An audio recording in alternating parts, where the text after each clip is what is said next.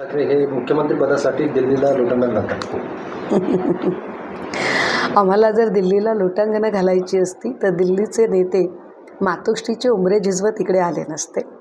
आजपर्यंतचा इतिहास आहे की जागा वाटपाचा विषय असेल किंवा काही असेल, नरेंद्र मोदींपासून अमित शहांपर्यंत असंख्य लोक हे मातोश्रीवर आलेले आहेत.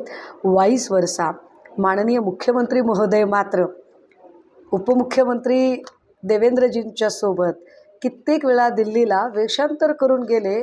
याची कबुली ही आम्ही द्यायची गरज नाही, आमच्या लाडक्या अमृता वहिनींनी सुद्धा हे पब्लिक डोमेनमध्ये असंख्य वेळा सांगितलेलं आहे. त्यामुळे त्यावर मी पुन्हा वेगळं बोलायची गरज नाही.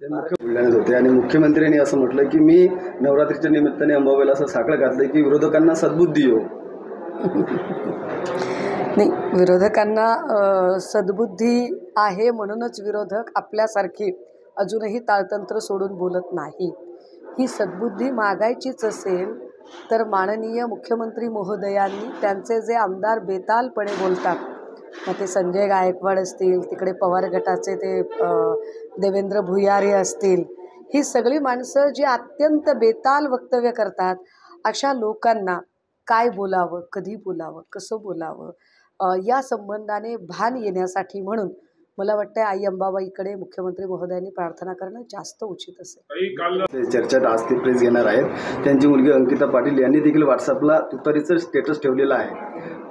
राजकारणाच्या गणितामध्ये आता भाजपसाठी वजाबाकी सुरू झाली असं वाटतं? नाही, भाजपसाठी वजाबाकी ही लोकसभेलाच सुरू झाली. लोकसभेला ज्या पद्धतीने लोकांनी कौल दिला त्यातनं एक गोष्ट स्पष्ट झाली की काहीही झालं तरी लोकांना हे फोडाफोडीचं राजकारण अजिबात आवडत नाही.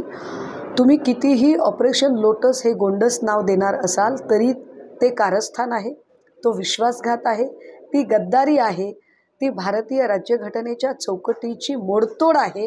हे लोकांना फार चांगलं कळतं आणि म्हणूनच सध्या काँग्रेसकडे किंवा राष्ट्रवादी काँग्रेस पवारसाहेबांकडे किंवा शिवसेना उद्धव बाळासाहेब ठाकरे पक्षाकडे जे जोरदार इन्कमिंग सुरू आहे ते याचंच द्योतक आहे.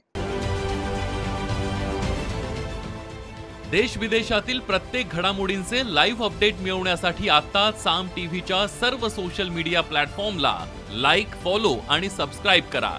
तसंच सर्व नोटिफिकेशनसाठी बेल आयकॉन प्रेस करायला विसरू नका.